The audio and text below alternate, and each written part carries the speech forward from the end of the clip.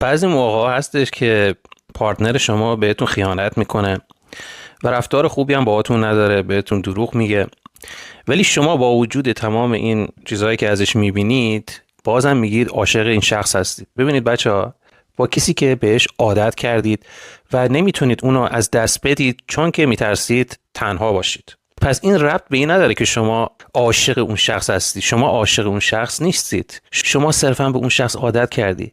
کی میپذیره که بهش خیانت بکنن، باش بد رفتاری بشه، باز بگه من دوستش دارم؟